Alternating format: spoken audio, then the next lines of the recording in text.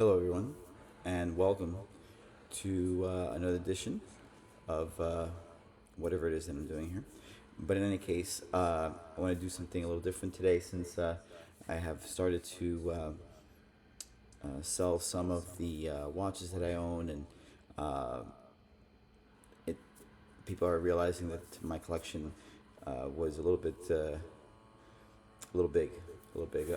probably a little too big, and so I'm trying to unload some things now and trying to slow down the current purchasing rate. So trying to get a nice equilibrium going. Um, it's hard though. It's hard fighting this desire is it is difficult. But anyways, we move along. We persevere.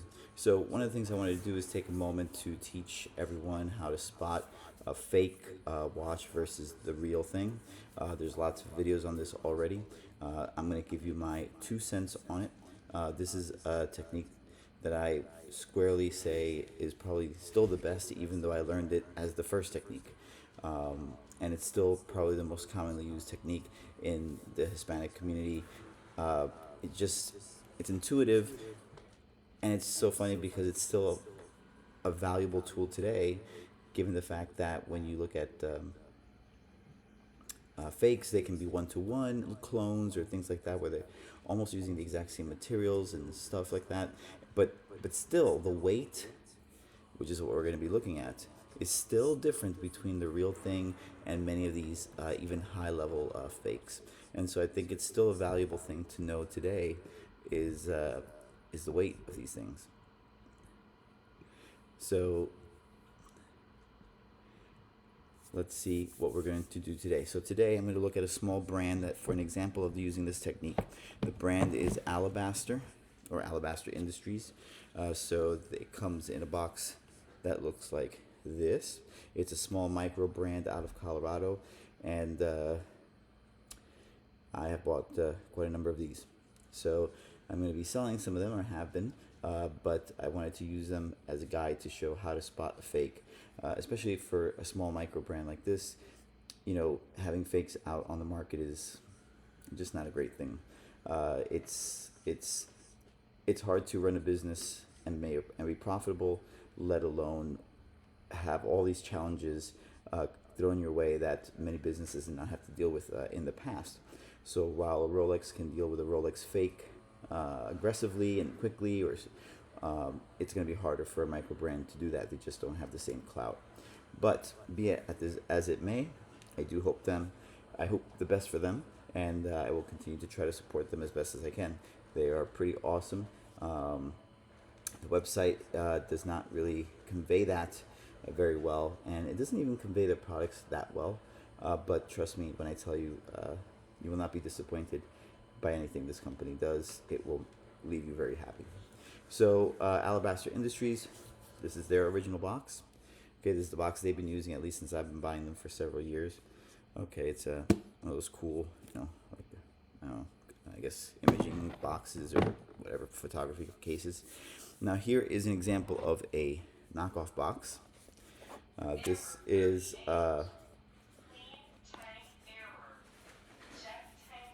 check it out, Alabaster Industries, much smaller box, different quality box, but you know what? It's a nice box, but it's definitely not the box that they use. Again, side by side here. Dun, dun, dun, dun, dun, dun, dun, dun. All right, so that's one way to spot the fake, right? Okay, now let's open box.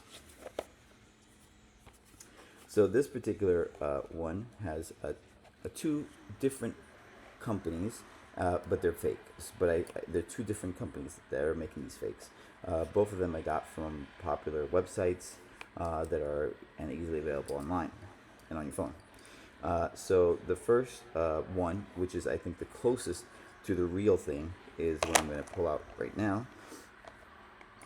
Or actually, you know what? I shouldn't tell you which one is real. I'm going to mix it up a little bit. So let's put them back here.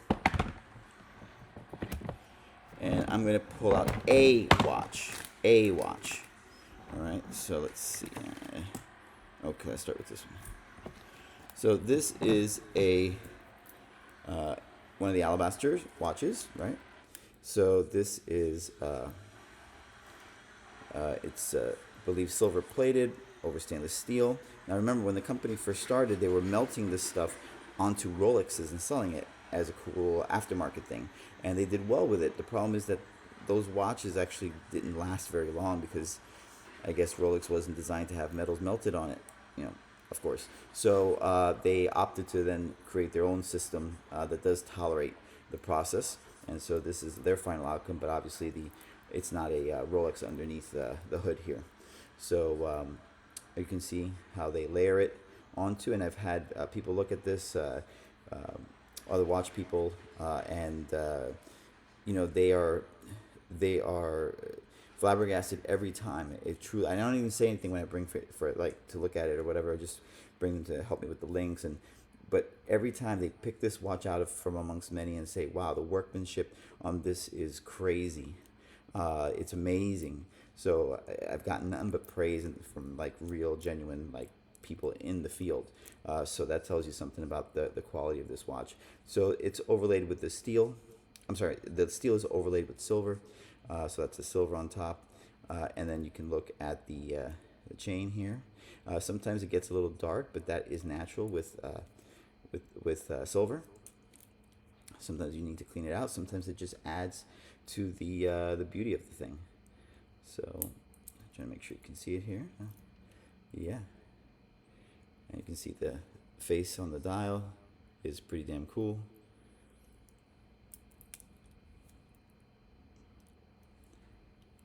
So this will definitely get you known and recognized throughout the world. No, but it will be noticed. So if you don't like to be noticed, then don't get this watch. That's for sure. Okay, and so I believe that this is one of their. I believe this is a hawk, one of their silver hawks. Might be the dove, but I think it's a hawk. And that's defined by the way they make how aggressive these sharp things look. Well, not sharp, but how aggressive they look. The more aggressive it's not the dove, but the hawk. If it's less aggressive, it's the dove. So another alabaster watch, another type that they do is this thing called sinew. So sinew are basically it looks like webbing or like ectoplasm that's like coming apart, like in the movie Aliens or something like that. And so this is their design of sinew. Okay, so again, the band is more or less the same. You have the overlay here as well. Here you see the overlay. They don't do big. They're not big on branding it, but it does have. They some of them will have the brand like right. I don't know if you can really see it, but very very tiny, like a little blip inside the screen there. That and anyways, very tiny. Their symbol is in there, and again, it's generally an unbranded watch, and this is this is it. So here is the Sinew by Alabaster. Okay. All right. Now another one that they do is I think I said the silver hawk, the dove, the hawk. So I guess this one is the dove because it's softer looking, I believe. I would think. They are small watches, relatively speaking. Like 38 millimeters or something like that. Or were they? I have to check again. No, actually, yeah. No, I think and they're small. They're not like massive watches, but they're pretty solid. They're thick. You can see again the way they've layered it on to here. Again, unbranded, so there shouldn't be anything on the back. There's just a sticker there. And this is a really nice green dial on this one. See? Dun. And this one, was this one branded as well? Yes. So they have, their two little marks, which I don't know if you can see very well on it, but that's their brand. Okay, so that's 3 watches. So we have the last one. So this is called the Core. And this one I didn't even see originally on their website. This I saw off another website that was selling it, that they allowed to sell their products through Dove Market, I believe it is. And so this one was really like, I should clean that a little bit, but this one was wow, this is really nice. So this is the Core. Really, I don't know, it was more of an emotional thing, I guess. The Core to me looks like you've broken through something, like you've gotten to an area you broke through, and so that's what the core reminds me of. So I really love this style, and so this is the core.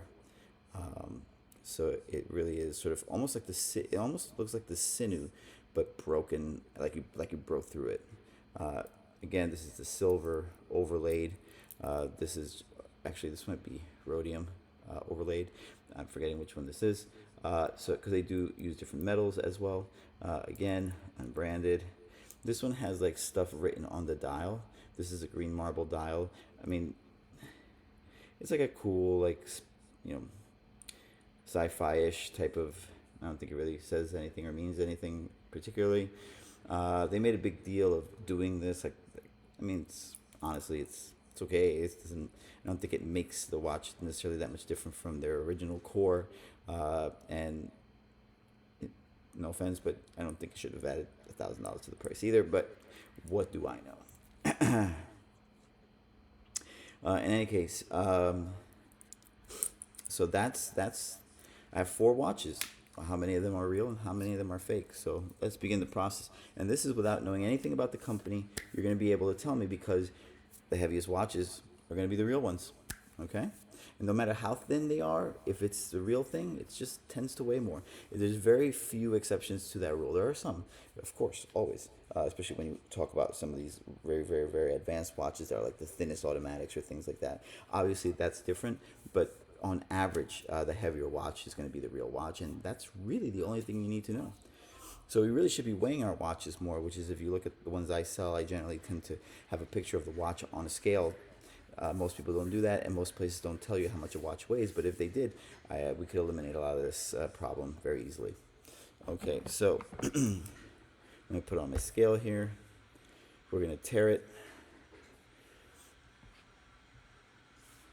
Okay. So, promised myself not to go past 15 minutes. Most people don't listen more than that. So, I only have 3 minutes left. I spoke too much. So, here we go. Okay, this watch, I showed it to you. Green dial, not the green marble one, green dial. Okay, is this real? Is this fake? Well, it weighs 117 grams.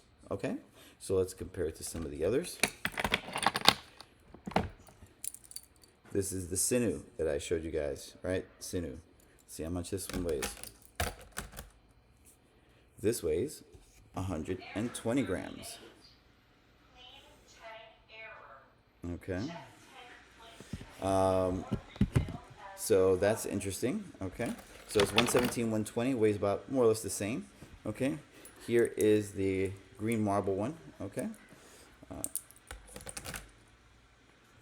This one weighs 147. 147. And then we have that red lava-y looking one, okay? Put that on scale. That's 158, guys. So you have 2 watches that are in the 145 to 160 range, and 2 watches that are in the 110 to 120 range. Guess what? Both watches in the 110 and 120 range are the fake, and the ones in the higher weight category are the real ones. So the real ones were these 2, and the fake ones were these 2. And it was really this one up close. You can just see it's just not quality. It's really ratty made and not quite good. This one, though, I have fooled myself into thinking that this was real if I just have it lying around, but it was not real.